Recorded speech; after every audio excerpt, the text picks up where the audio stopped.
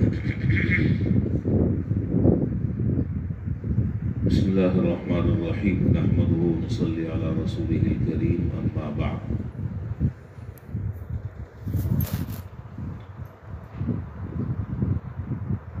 قال النبی صلی اللہ علیہ وسلم من صلی البردین دخل الجنہ وقال علیہ الصلاۃ والسلام من ترک صلاة العصر فقد حبط عمله۔ احادیث مبارکہ میں کچھ ایسے گناہوں کا تذکرہ ہے کہ اللہ نہ کرے اگر آدمی ان گناہوں میں مبتلا ہو تو نہ صرف یہ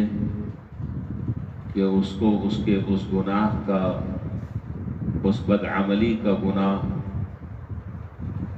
ملے گا، بلکہ اس کے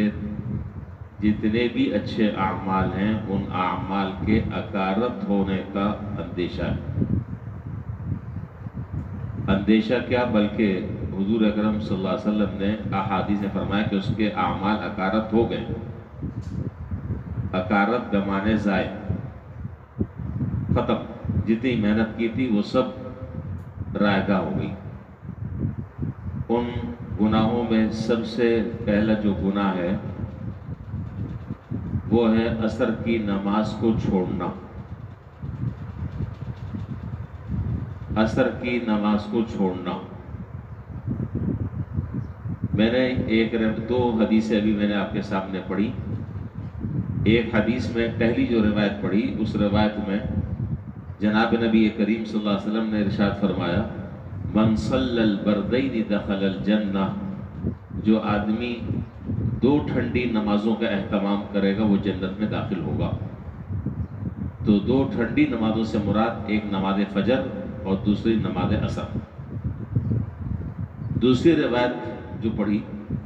جس میں آپ علیہ السلام نے ارشاد فرمایا کہ جس آدمی نے عصر کی نماز چھوڑ دی فقد حبط عملہ، حدیث کے الفاظ میں صراحت ہے اس بات کی کہ اس کے اعمال سارے کے سارے ضائع ہو گئے اور اکارت ہو گئے۔ اور دوسری روایت حضرت عبداللہ ابن عمر رضی اللہ تعالیٰ عنہما سے مروی ہے کہ آپ علیہ السلام نے ارشاد فرمایا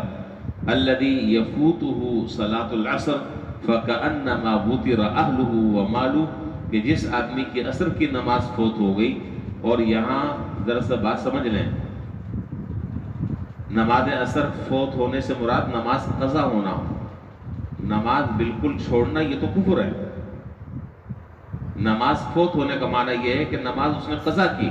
نماز اپنے وقت پر ادا نہیں کی۔ تو کیا فرمایا اس روایت میں فَكَأَنَّمَا وُطِرَ أَهْلُهُ وَمَالُهُ، تو وہ ایسا ہو گیا جیسا کہ یوں سمجھو کہ اس کا پورا مال و متاع، پورا آل اولاد خاندان سب تباہ ہو گیا۔ یعنی جتنا آدمی کو نقصان اللہ نہ کرے اس کے مال کے برباد ہونے پر ہوتا ہے، اور جتنا افسوس اس کو اس کے خاندان کے تباہ ہونے پر ہوتا ہے، اس سے زیادہ افسوس کی اور اس سے زیادہ سوچنے کی بات یہ ہے کہ جس نے عصر کی نماز کو چھوڑ دیا تو گویا کہ سب کچھ اس کا لٹ گیا اور سب کچھ اس کا ختم ہو گیا۔ اس نماز کو قرآن کریم نے نماز وسطیٰ کہا ہے، حافظوا علی الصلوات والصلاۃ الوسطیٰ، نمازوں کی حفاظت کرو اور خاص طور پر یہ درمیانی نماز کی حفاظت کرو۔ تو علماء نے اور محدثین نے اس پر کلام کیا ہے کہ اس صلاۃ وسطیٰ کی اتنی تاکید کیوں کی گئی؟ نمازیں تو اور بھی بہت ساری ہیں، اس نماز وسطیٰ کی اتنی تاکید کیوں ہے اور اس کو چھوڑنے پر اتنی زبردست وعیدیں کیوں ہیں؟ بہت ساری وجوہات لکھی ہیں، ان میں سے ایک سب سے بڑی وجہ یہ ہے کہ آپ جانتے ہیں کہ یہ جو نماز عصر کا وقت ہے یہ مشغولیت کا وقت ہوتا ہے۔ دفتر والے اور آفس والے ان کی بھی چھٹی ہوتی ہے، بس اوقات یہ خیال ہوتا ہے کہ جی جب ہم پہنچ جائیں گے تو پھر نماز پڑھ لیں گے، نماز رہ جاتی ہے۔ مدرسوں میں بھی عام طور پر عصر کے وقت چھٹی ہو جاتی ہے۔ کاروباری حضرات کی کاروبار کا مصروفیت کا یہ وقت ہوتا ہے، لین دین ہو رہی ہے، کسٹمر آ رہے ہیں، گاہک آ رہے ہیں، جا رہے ہیں، آدمی کہتا ہے کہ چلو صبح سے تو ایسے ہی مکھیاں مار رہا تھا، اب یہ کچھ آنے شروع ہوئے تو چلو میں ان کو نمٹا لیتا ہوں. وہ جاتے ہیں تو دوسرا آ جاتا ہے، دوسرا جاتا ہے، تیسرا آ جاتا ہے، یہاں تک کہ نماز عصر ختم ہو جاتی ہے. تو چونکہ یہ وقت جو ہے وہ کاروباری مشغولیت کا ہے، لہذا اس وقت میں جب آدمی منہمک ہوتا ہے تو وہ نماز سے غافل ہو جاتا ہے، وہ نماز سے وہ غفلت برتتا ہے. اور جو نماز سے غفلت برتتا ہے تو پھر یہ تو نماز اللہ معاف کرے، یہ تو نماز پڑھتا ہی نہیں، یا اگر پڑھتا ہے تو نماز کو قضا کرتا ہے، نماز کو ادا نہیں کرتا. حضرت علی رضی اللہ تعالیٰ عنہ اس روایت کے راوی ہیں، فرماتے ہیں کہ جناب نبی کریم صلی اللہ علیہ وسلم نے غزوہ خندق کے موقع پر، وہ واقعہ آپ کو پورا یاد ہوگا اور آپ کے علم میں ہوگا، میں وہ پورا واقعہ اس وقت نہیں سنا رہا. اس واقعے سے جو جملہ مجھے سنانا ہے وہ یہ ہے کہ جناب نبی کریم صلی اللہ علیہ وسلم نے غزوہ خندق کے موقع پر فرمایا کہ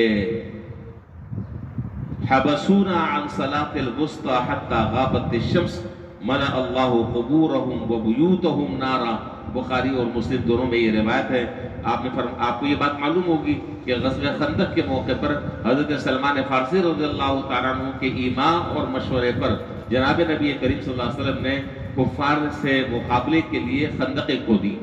اور اس میں آپ خود بنفس نفیس شریک ہوئے. جس طرح دوسرے کام کر رہے تھے، حضور صلی اللہ علیہ وسلم نے خود اپنے حصے کا کام کیا. بہرحال تو آپ جب اس میں مشغول ہوئے تو اس میں آپ کی 4 نمازیں قضا ہو گئی. اس مشغولیت کی وجہ سے، یعنی کفار سے مقابلہ ہو رہا تھا اور مسلسل حالت جنگ میں آپ تھے، اور ہر وقت اس بات کا خطرہ لگا ہوا تھا کہ کہیں پیش قدمی نہ ہو جائے کسی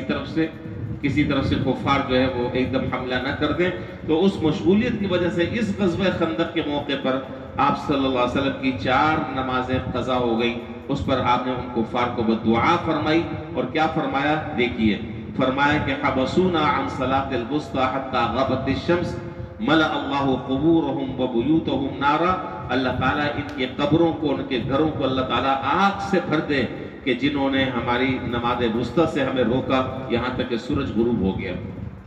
اللہ ان کو تباہ و برباد کر دے، ان کے قبروں کو آگ سے بھر دے، ان کے گھروں کو اللہ تعالیٰ آگ سے بھر دے کہ جنہوں نے ہمیں اس نماز وسطیٰ سے، یعنی عصر کی نماز سے ہمیں غفلت میں رکھا. ظاہر ہے کہ اگر ان کی طرف سے یہ صورتحال نہ ہوتی تو نماز قضا نہ ہوتی. ایک بات تو یہ ہے.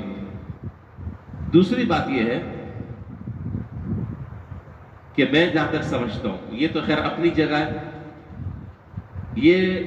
جو واقعات پیش آتے ہیں، یہ واقعات جو ہیں یہ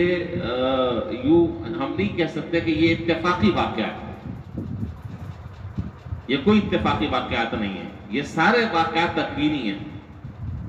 خوب اچھی طرح سمجھ لیں، یہ سارے واقعات جو ہے وہ تکوینی ہیں. کیا مطلب؟ کہ جناب نبی کریم صلی اللہ علیہ وسلم کے اللہ تعالیٰ نے نماز قضا کر کر امت کو قضا نماز کے طریقے اور مسائل بیان کرنے تھے، اور امت کو یہ بات سمجھانی تھی. اگر جناب نبی کریم صلی اللہ علیہ وسلم سے یہ نماز قضا نہ ہوتی تو آپ مجھے بتائیں کہ امت کو پھر قضا نمازوں کے مسائل کہاں سے معلوم ہوتے ہیں؟ یہ تو علماء نے اس واقعے سے مسائل کا استنباط کیا ہے، مسائل کا استخراج کیا ہے، بہت سارے مسائل نکالے. تو اگر نماز قضا ہی نہ ہوتی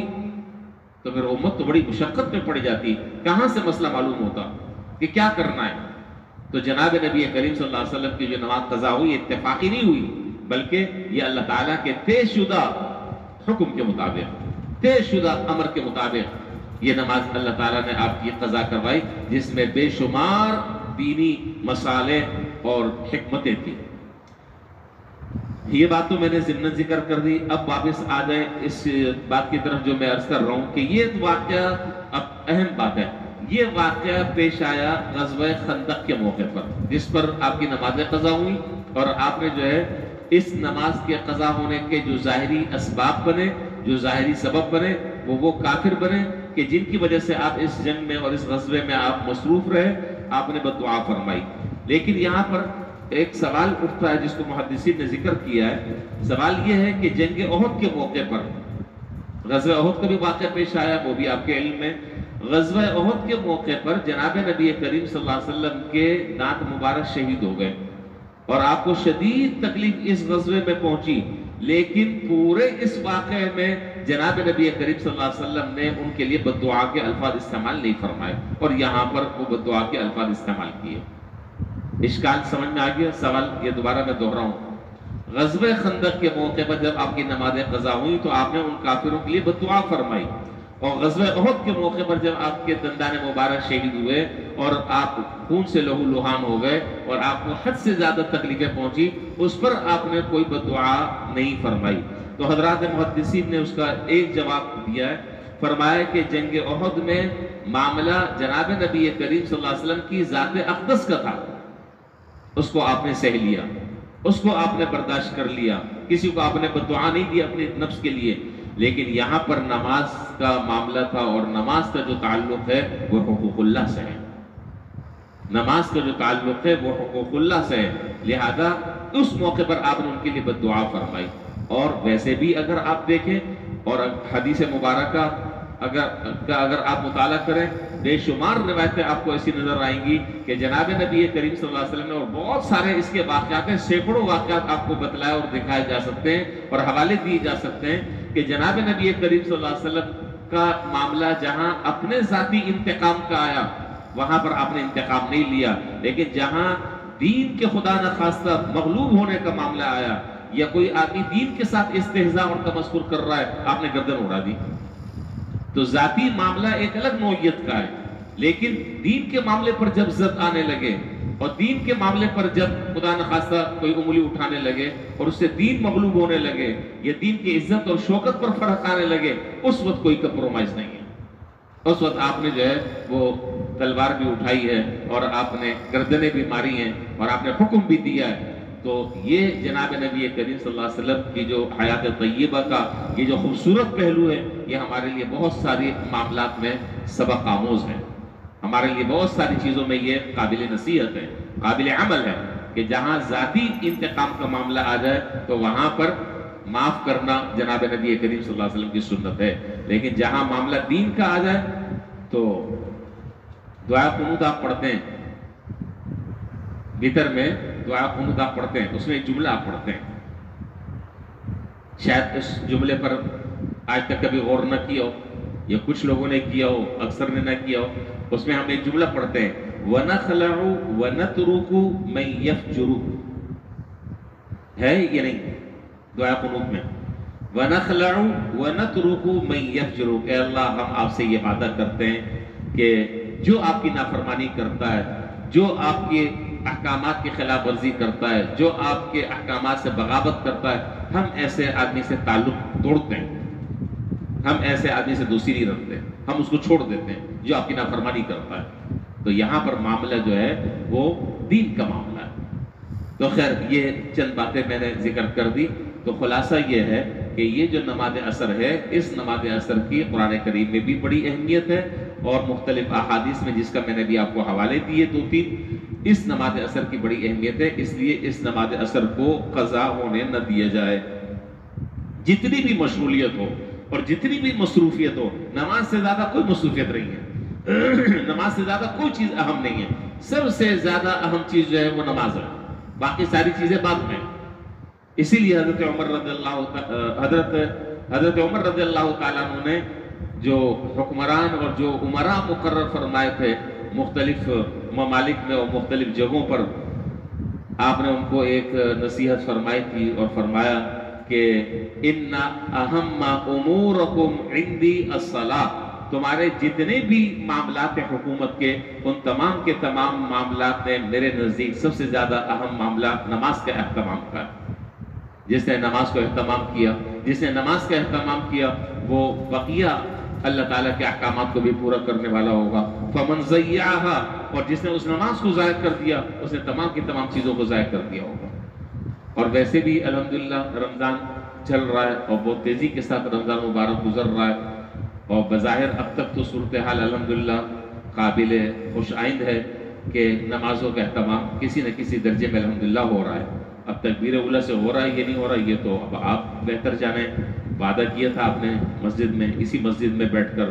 کہ 40 نمازیں ہم تکبیر اولیٰ سے انشاءاللہ پڑھیں گے۔ بظاہر یہ ہے کہ تکبیر اولیٰ سے نمازیں ہو رہی ہوں گی، تو اگر یہ 40 نمازیں تکبیر اولی سے ہو جائیں تو میرا اپنا ذاتی خیال یہ ہے کہ انشاءاللہ کبھی نماز قضا ہونے کا پھر سوال پیدا نہیں ہوتا، پھر نماز کا شوق اللہ تعالیٰ پیدا فرما دیں گے، نماز کا اہتمام اللہ تعالیٰ پیدا فرمائیں گے، اور پھر جن لوگوں سے نماز میں سستی ہوتی ہے، یہ مہینہ اللہ سے دعائیں کرنے کا ہے، یہ مہینہ اللہ سے مانگنے کا ہے، ہم کم سے کم دعا تو کر سکتے ہیں، کوشش بھی کر رہے ہیں، دعا بھی کریں، یا اللہ جس طرح آپ نے ابھی توفیق عطا فرمائی ہے رمضان کے گزرنے کے بعد بھی ہماری ایک نماز جو ہے وہ فوت نہ ہو، ایک نماز ہماری قضا نہ ہو، نماز قضا ہو تو ایسا لگ جائے جیسے خدا نخواستہ پتہ نہیں میرا کتنا نقصان ہو گیا ہے۔ جب یہ فکر انشاءاللہ پیدا ہو جائے گی تو اللہ نے چاہے انشاءاللہ نمازوں کو ہم وقت پر اہتمام کے ساتھ ادا کرنے والے بنیں گے۔ اللہ تعالیٰ ان معروضات پر ہم سب کو عمل کرنے کی توفیق عطا فرمائے۔ وآخر دعوانا الحمدللہ رب العالمین۔